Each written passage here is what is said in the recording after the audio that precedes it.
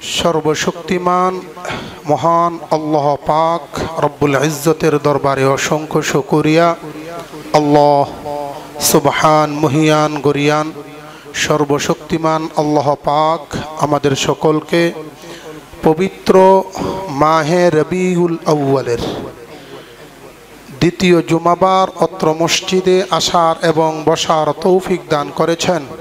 সেই জন্য সকলে সুউচ্চ কণ্ঠে পড়ছি আলহামদুলিল্লাহ।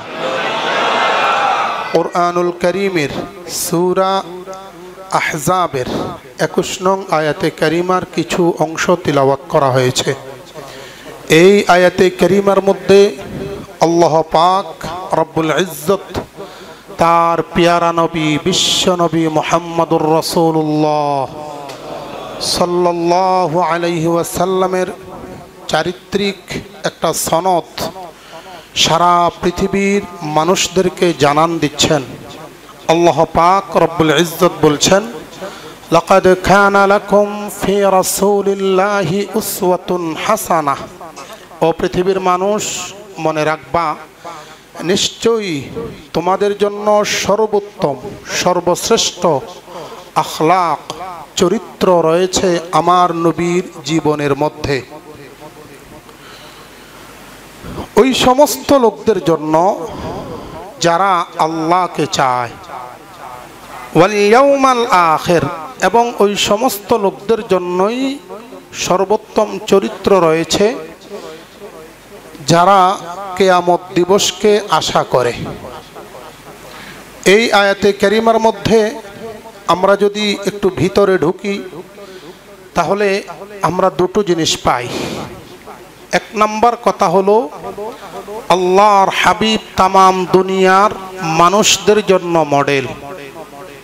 মডেল এটা হচ্ছে ইংলিশ শব্দ, বাংলাতে এটাকে বলা হয় আদর্শ, আর আরবিতে যদি বলা হয় তাহলে এটাকে বলা হবে খুলুক, কোরআনের ভাষায় বলা হবে সিরাত অথবা উসওয়া। এই সিরাত কোরআনুল কারীমের মধ্যে এক জায়গায় ব্যবহৃত হয়েছে, কোরআনুল কারীমের মধ্যে।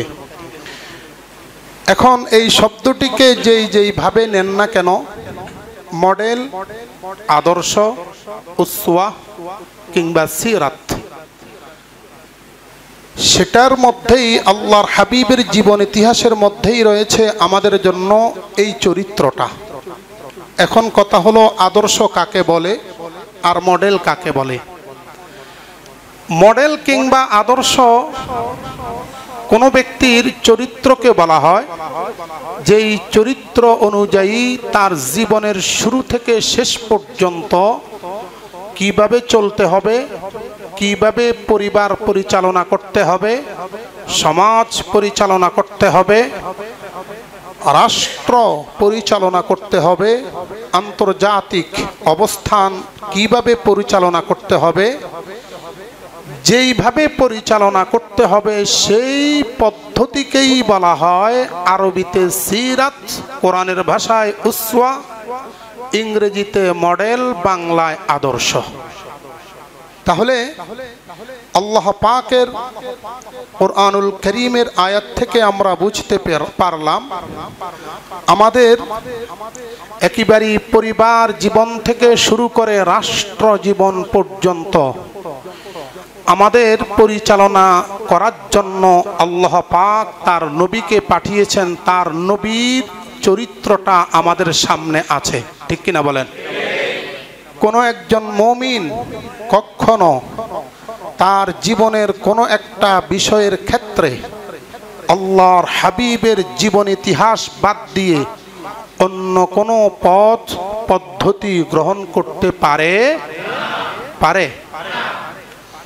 যেহেতু বিষয়টি চলেই এসছে, আর রবিউল আউয়াল মাস হলো আল্লাহর হাবিবের জন্মের মাস, এই দৃষ্টিকোণ থেকে সারা বাংলাদেশ ব্যাপী কিংবা সারা পৃথিবী ব্যাপী আল্লাহর হাবিবের জীবন ইতিহাস সম্পর্কে কিছু আলোকপাত হয়। ইনশাআল্লাহ আমরাও ধারাবাহিকভাবে কিছু আলোচনা করব। সর্বপ্রথম আমাদেরকে জানতে হবে, বিশেষ করে বাংলাদেশের মধ্যে আল্লাহর হাবিবকে উপলক্ষ করে দুইটা শব্দের বহুল প্রচলন রয়েছে। একটা হচ্ছে মিলাদ আর একটা হচ্ছে সিরাত। নাম শুনছেন না? সিরাত আর মিলাদ, এই দুইটা শব্দের সাথে আমাদের একটু পরিচয়ের দরকার আছে। সর্বপ্রথম বলবো সিরাতুন নবী আর মিলাদুন নবী, এই দুইটা শব্দের মধ্যে কেবলমাত্র কোরআনুল কারীমের মধ্যেই সিরাত শব্দের ব্যবহার হয়েছে। মিলাদ শব্দের ব্যবহার কোরআনুল কারীমের মধ্যে পাওয়া যায় না। আল্লাহ পাক রব্বুল ইজ্জত সূরা তাহার 21 নং আয়াতে কারিমা 16 নম্বর পারার 12 নম্বর পৃষ্ঠার একেবারে দ্বিতীয় লাইনেই বলছেন, ক্বালা খুযহা ওয়ালা তাখাফ সানুঈদুহা সিরাতাহাল উলা। এখানে সিরাত শব্দটি ব্যবহার করেছেন, কিন্তু কোরআনের শুরু থেকে শেষ পর্যন্ত একটা জায়গাতেও মিলাদ শব্দের ব্যবহার পাওয়া যায় না। তবে হ্যাঁ, তিরমিজি শরীফের 3979 নং হাদিস, এটার আওতায় একটা বাব অধ্যায় ইমাম তিরমিজি রহমতুল্লাহি আলাইহি কায়েম করেছেন, বাবু মা জাআ ফি মিলাদিন নবী সাল্লাল্লাহু আলাইহি ওয়াসাল্লাম। এই অধ্যায়ের মধ্যে আল্লাহর হাবিবের মিলাদ সম্পর্কে একটা শব্দ ব্যবহার হয়েছে। তবে মিলাদ এখানে যে উদ্দেশ্যে ব্যবহৃত হয়েছে সেটার উদ্দেশ্য হচ্ছে নবীজির জীবন বৃত্তান্ত, জন্মের বৃত্তান্ত আলোচনা করা।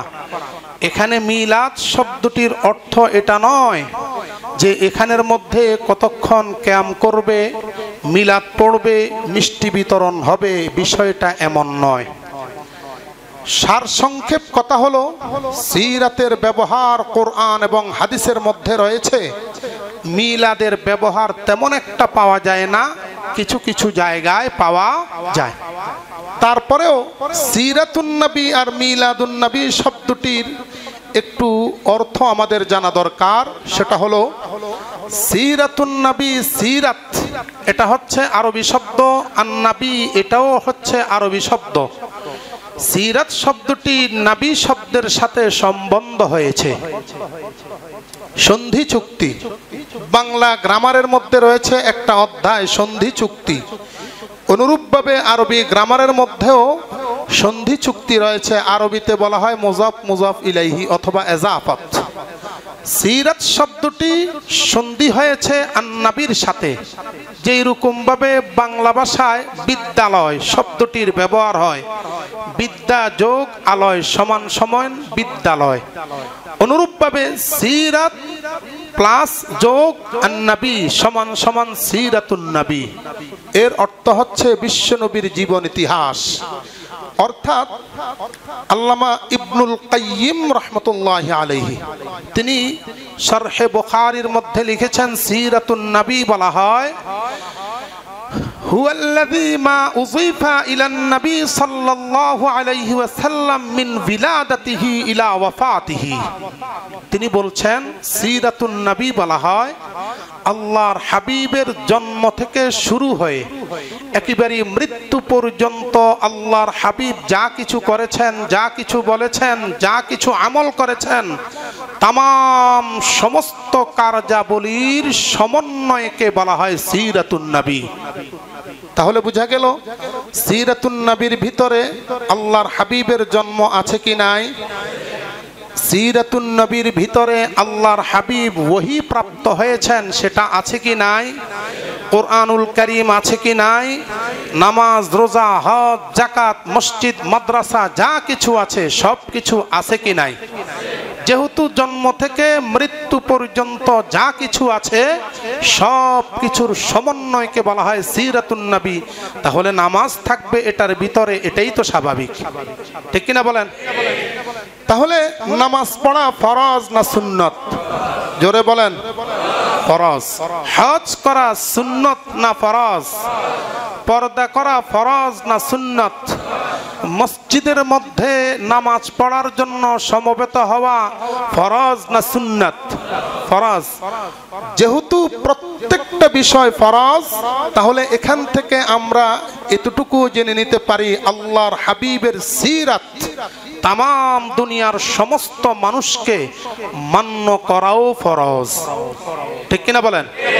কারণ কোন ব্যক্তি যদি সিরাতকে উপেক্ষা করে, সিরাত যদি মানতে না চায়, তাহলে নামাজকে মানা হবে না।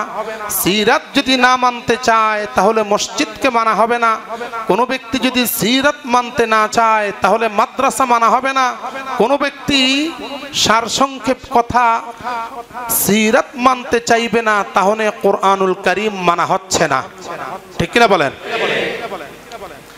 এবার আসুন, মিলাদুন নবী কাকে বলা হয়? হুবহু মিলাদ এই শব্দটি হচ্ছে আরবি, আন-নবী শব্দটি হচ্ছে আরবি। মিলাদ শব্দটি সন্ধি হয়েছে আন-নবীর প্রতি।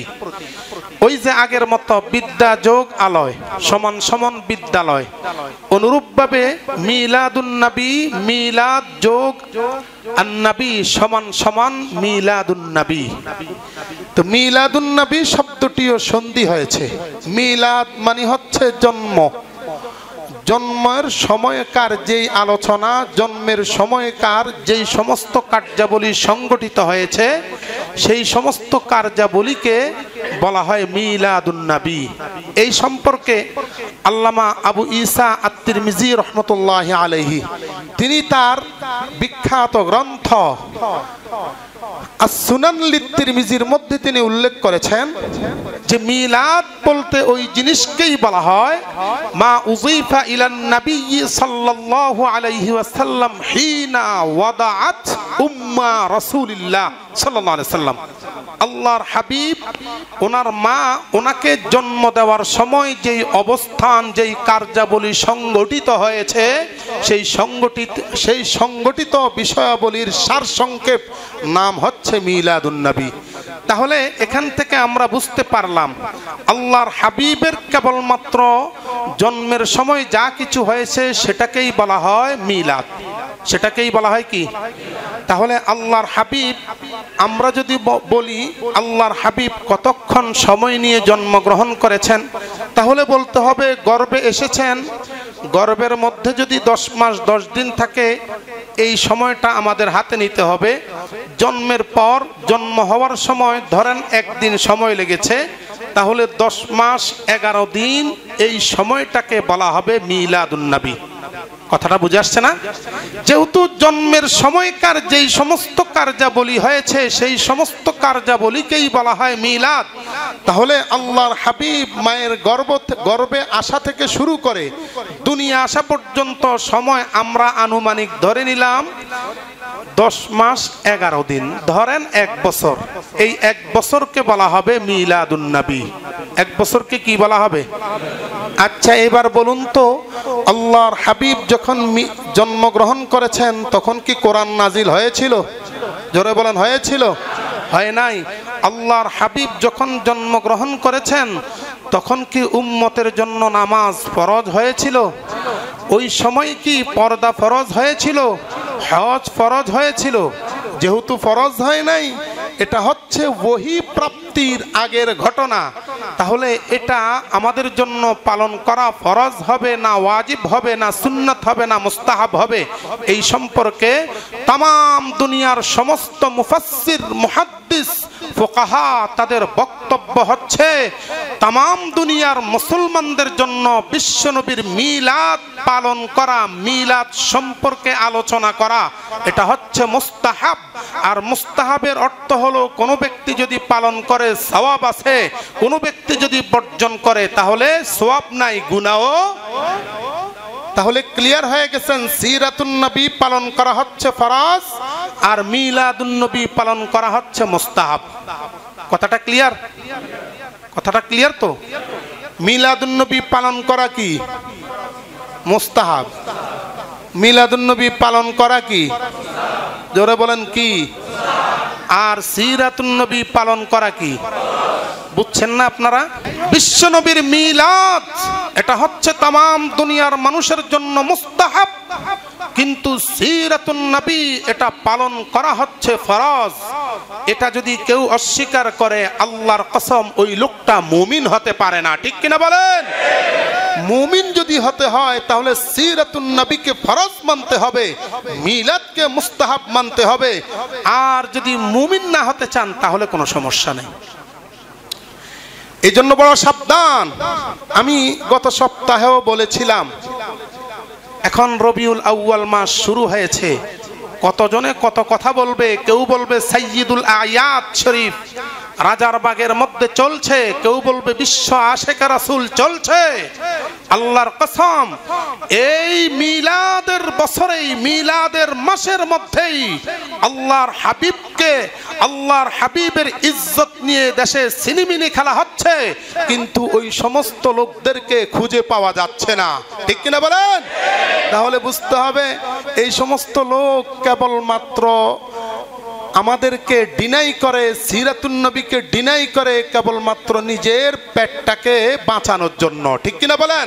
বুঝতে হবে মুসলমান, আজকে আমরা বুঝতেছি না কার পিছনে দৌড়াইলে আমি আখিরাত পাবো, কার পিছনে দৌড়াইলে আমি জান্নাতে যেতে পারবো, কার পিছনে দৌড়াইলে আমি সিরাতুন নবী ধরতে পারবো, কার পিছনে দৌড়াইলে সঠিক তথ্য পাওয়া যাবে, এটা আমরা বুঝছি না। যেখানে যেটা পাচ্ছি সেখানেই আমি সেটা গ্রহণ করার চেষ্টা করি, এটা কিন্তু উচিত নয়। অতএব আমাদেরকে মিলাদ এবং সিরাত সম্পর্কে বিস্তারিত জানতে হবে। প্রয়োজনে আপনারা বই পুস্তক কিনেন, মিলাদ সম্পর্কে বই পুস্তক কিনেন, সিরাত সম্পর্কে বই পুস্তক কিনেন, কিনে আপনারা সেখান থেকে কিছু গ্রহণ করুন। যাই হোক, তো মিলাদ এবং সিরাত সম্পর্কে আরো কিছু আলোচনা আমি আপনাদের সামনে উপস্থাপন করব। মিলাদ, আল্লাহর হাবিব সাল্লাল্লাহু আলাইহি ওয়াসাল্লামের মিলাদ মান্য করা তাম দুনিয়ার মুসলমানদের জন্য মুস্তাহাব, আর সিরাত মান্য করা হচ্ছে ফরজ। এটার কয়েকটা দৃষ্টান্ত দিচ্ছি।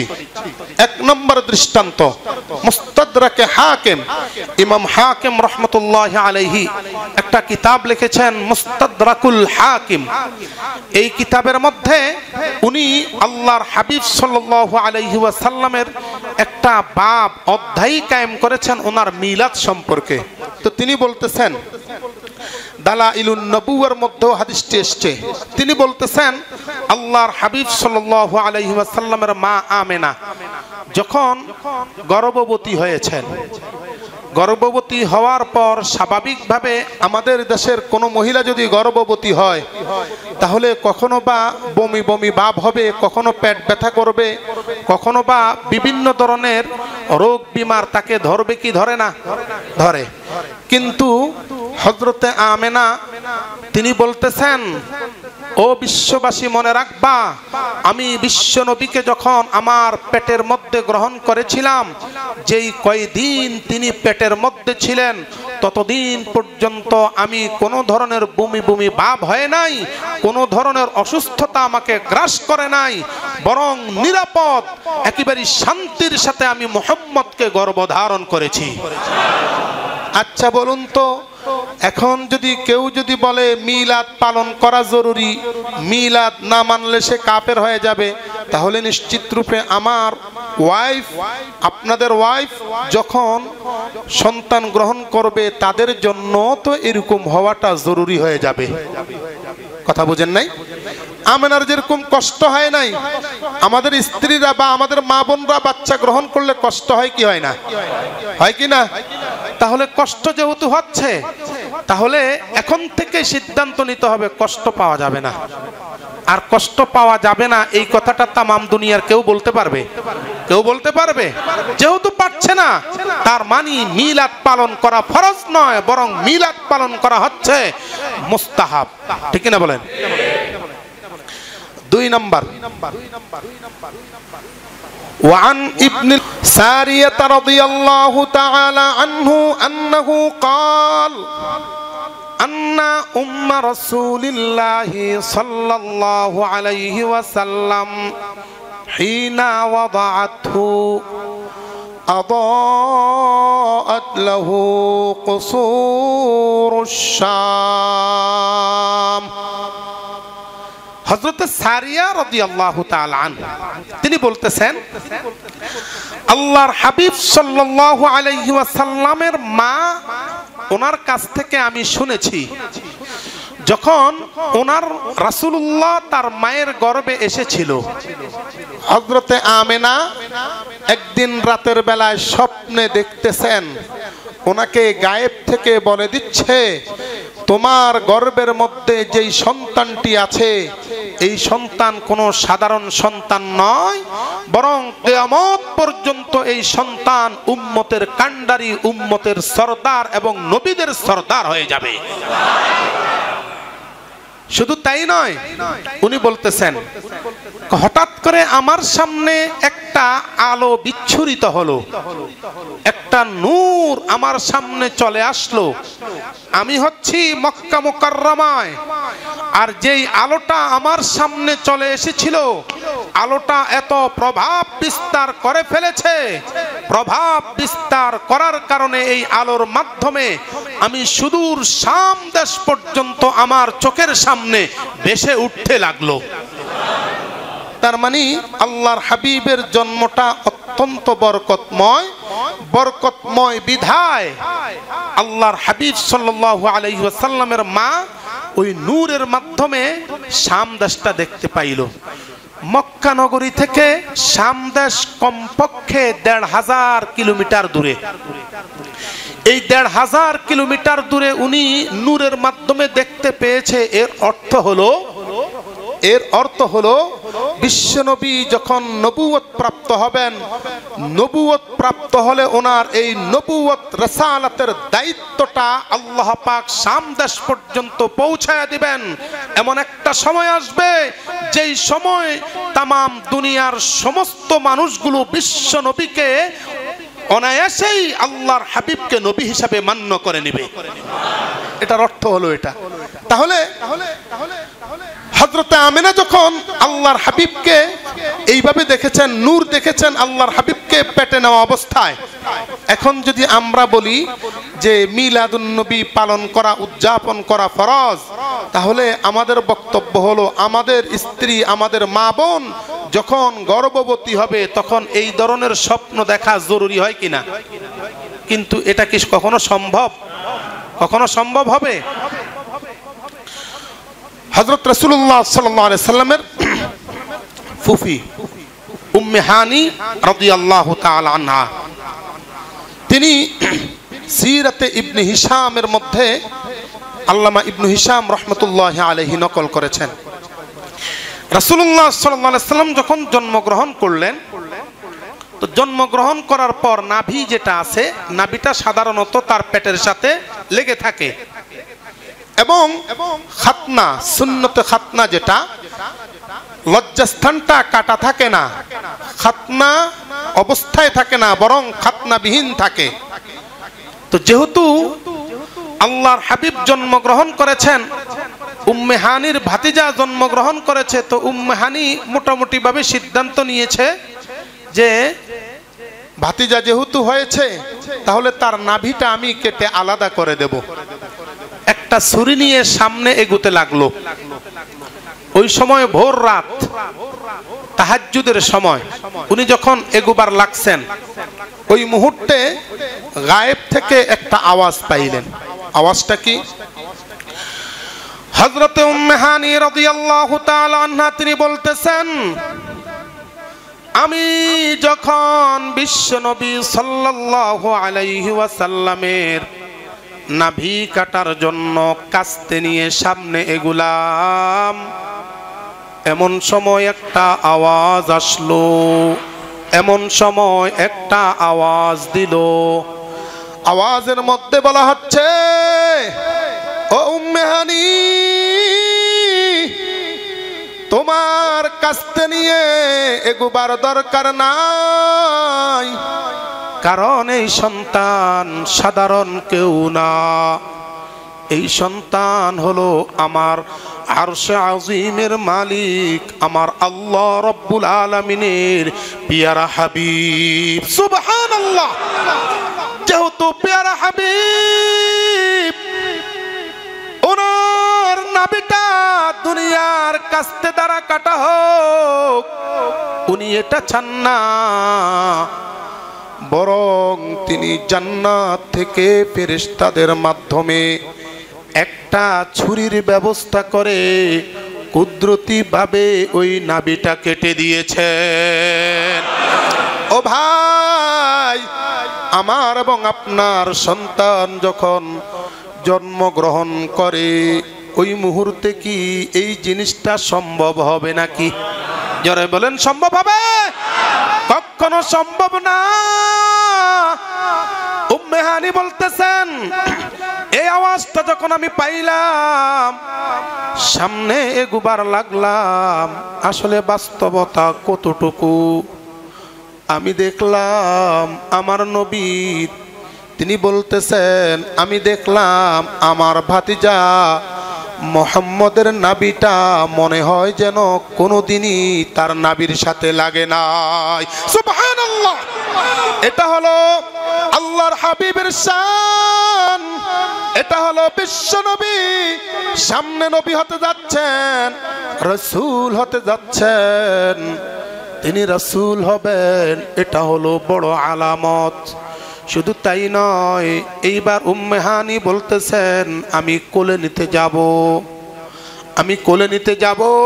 সামনে গুলাম, আমি তাকিয়ে দেখলাম বিশ্ব নবী স্বাভাবিকভাবে সন্তান দুনিয়াতে আসলে চিত হয়ে শুয়ে থাকে, কিন্তু আমার নবী চিত হয়ে শোয়া নাই।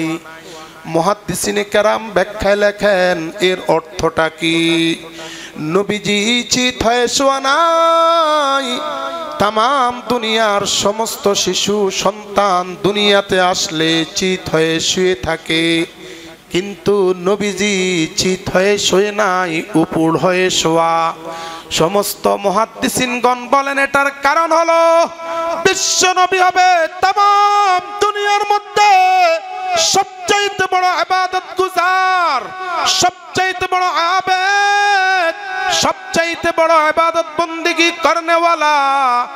এই জন্য আমার আল্লাহ জন্ম থেকেই আমার নবীকে এমন ভাবে পাঠিয়েছেন, মনে হয় যেন জন্মের পর থেকেই সর্বপ্রথম কাজটা হয়েছে আমার আরশে আজিমের মালিককে সিজদারত অবস্থায়। জোরে বলেন সুবহানাল্লাহ। তাহলে বোঝা গেল আমার নবী একেবারে পেট থেকে আসার পর থেকেই ইবাদত করেন কার? মহব্বতে বলেন কার? ও ভাই, এখন যদি আমি বলি আমার নবীর মিলাদটা পালন করা জরুরি, তাহলে বলতে হবে জন্মের সময় আমার নবী আল্লাহকে সিজদা করেছেন, তাহলে আমার সন্তানও সিজদা করা জরুরি। এটাকে কোনোদিনও সম্ভব হবে নাকি? জোরে বলেন, হবে? কোনোদিন সম্ভব না। এই জন্য বলতে হবে মিলাদ মুস্তাহাব, মিলাদ আলোচনা করা মুস্তাহাব, এর চাইতে বেশি কিছু না। এইবার উম্মে হানি বলতেছেন, চিন্তা করলাম ভাতিজাকে কোলে নেব, উপুড় অবস্থায় শোয়া, ভাতিজাকে কোলে নিলাম। হঠাৎ করে আমার নজর চলে গেল ভাতিজার লজ্জাস্থানের দিকে। তাকায়া দেখলাম তামাম দুনিয়ার সমস্ত শিশু সন্তান মায়ের গর্ভ থেকে হয়তোবা লজ্জাস্থান খাতনা সহ আসে না, বরং খাতনা বিহীন আসে। কিন্তু আমি দেখলাম আমার ভাতিজা খাতনা সহ তার মায়ের গর্ভ থেকে দুনিয়াতে আগমন করেছে। উনি বলতেছেন, যখন আমি বিষয়টা দেখলাম আমি নিশ্চিত হয়ে গেলাম আমার এই ভাতিজা সাধারণ মানুষ হবে না। শুধু তাই নয়, কথাটা যদি একটু জয়ীফ, কিন্তু কথাটা বাস্তব। সমস্ত সিরাতের কিতাবের মধ্যে উল্লেখ রয়েছে। বিশেষ করে সিরাতে মুস্তাফা আল্লামা ইদ্রিস কান্দলবি রহমতুল্লাহি আলাইহি, তার কিতাব সিরাতে মুস্তাফার প্রথম খণ্ড বাবু মিলাদিন নবী সাল্লাল্লাহু আলাইহি ওয়াসাল্লাম অধ্যায়ের মধ্যে তিনি লিখেছেন, আল্লাহর নবী যখন পৃথিবীতে চলে আসলেন, পৃথিবীতে আসার পর আল্লাহর নবী এমন একটা অবস্থান তৈরি হয়েছিল, মনে হয় যেন সব দিক থেকে সুঘ্রাণ। স্বাভাবিকভাবে সন্তান জন্মগ্রহণ করলে একটা দুর্গন্ধ ছড়ায়, আমার নবী পৃথিবীতে আসার পরে কোনো দুর্গন্ধ ছড়ায় না। শুধু তাই নয়, হযরতে আব্বাস রাদিয়াল্লাহু তাআলা আনহু একবার নবীজির সাথে কথোপকথন করেছেন। নবীজি তখন নবুয়ত প্রাপ্ত হয়ে গেছেন। একদিন হযরতে আব্বাস বলতেছেন, ভাতিজা তুমি যে বড় একটা কিছু হবা, আমি ছোট্টবেলায় তোমার সম্পর্কে ধারণা পেয়েছি। কয় চাচা যান কিভাবে? কই যেই দিন তুমি জন্মগ্রহণ করেছ, আমাদের সমাজে একটা প্রথা ছিল, সন্তান যেই দিন জন্মগ্রহণ করবে পরের দিন রাতের বেলায় পূর্ণিমার চাঁদের আলোতে তাকে শুইয়ে রাখা হয়। রাতের বেলায় আমি ওই নিয়ম অনুযায়ী পূর্ণিমার চাঁদ উঠেছে রাতের বেলায়, পরের দিন আমি তোমাকে চাঁদের আলো দেওয়ার জন্য আমি তোমাকে এইভাবে ঘর থেকে বাইরে রেখে দিলাম। আমি দাঁড়ালাম, ও মোহাম্মদ, ওই সময় আমার চোখে একটা জিনিস লেগে গেছে। কয় কি? হঠাৎ আমি দেখতে পাইলাম, হঠাৎ করে আমি দেখতে পাইলাম চাঁদ যেন তোমার কথায় তোমার সাথে নাচানাচি করতেছে। কয় চাচা সেটা আবার কিভাবে? কয় বিষয়টা হলো তুমি হাত পা গুলো নাড়ানাড়ি করতেছো, আমি চাঁদের দিকে তাকাইলাম, দেখলাম মনে হয় যেন তোমার হাত পা নাড়ানোর সাথে সাথে আকাশের চন্দ্রটা পর্যন্ত নাড়ানাড়ি করতেছে। সুবহানাল্লাহ! চিন্তা করেন আল্লাহর হাবিবের কত শান। এবার আব্বাস বলতেছেন, শুধু তাই নয় ভাতিজা, আরে একটু শুনবা নাকি? কয় বলেন। আর একটু কথা হলো, হঠাৎ করে আমি দেখতে পাইলাম চাঁদ আস্তে আস্তে নিচের দিকে নামতেছে। সুবহানাল্লাহ! হঠাৎ করে আমি দেখতে পাইলাম চাঁদটা নিচের দিকে নামতেছে। আমি মনে মনে ভাবলাম, চাঁদ নিচের দিকে নামে কেন? চাঁদ কেন নিচের দিকে নামবে? হঠাৎ করে আস্তে আস্তে নামতে নামতে আমি ভয় পেয়ে গেলাম, চাঁদ যদি তোমার উপর খসে পড়ে যায়। এই জন্য আমি আমার চক্ষুটাকে বন্ধ করে একটা চিৎকার মারলাম। চিৎকার মারার পরে দেখতে পাইলাম চাঁদ তোমাকে আলিঙ্গন করলো। মনে হয় যেন চাঁদ তোমার পায়ের মধ্যে একটা সেজদা করে আবার তার সঠিক স্থানে চলে গিয়েছে। জোরে বলেন সুবহানাল্লাহ! তাহলে বোঝা গেল আমার নবীর দাম কম না বেশি? জোরে বলেন, কম না বেশি? এখন যদি বলি মিলাদের সময় মিলাদ মানা হলো ফরজ, তাহলে আমার সন্তানের ক্ষেত্রেও চাঁদ নিচে আসা জরুরি, কিন্তু এটা কখনো সম্ভব হবে? জোরে বলেন, সম্ভব হবে? তাহলে বুঝতে হবে মিলাদ সম্পর্কে আলোচনা মসজিদের মধ্যে আলোচনা হবে, আবার মাদ্রাসার মধ্যে আলোচনা হবে, জলসার মধ্যে আলোচনা হবে, মাহফিলের মধ্যে আলোচনা হবে। কোনো ব্যক্তি যদি আলোচনা করে তাহলে নিঃসন্দেহে তার আমল নামায় সওয়াব লেখা হবে, কিন্তু এটাকে মান্য করা ফরজ না। ঠিক কিনা বলেন? তাহলে বুঝে আসছে? বুঝে আসছে আপনাদের? মিলাদ মান্য করা মুস্তাহাব, মিলাদ মান্য করা ফরজ না, কিন্তু সিরাত মান্য করা ফরজ। ঠিক কিনা বলেন? তাহলে সিরাত জিন্দেগি ভর, আমার জিন্দেগির শুরু থেকে একেবারে মৃত্যু পর্যন্ত যদি আমার নবীর সিরাতটা যদি ফিট করতে পারি, তাহলে আশা করা যায় ইনশাআল্লাহ কাল কিয়ামত দিবসে আল্লাহর হাবিবের সাথে স্লোগানে স্লোগানে আমরা জান্নাতে যেতে পারবো। রাজি আছেন? রাজি আছেন ইনশাআল্লাহ? আল্লাহ তুমি আমাদেরকে তৌফিক দান করো। আল্লাহ আমাদের সবাইকে তোমার নবীর সিরাত মান্য করার তৌফিক দাও।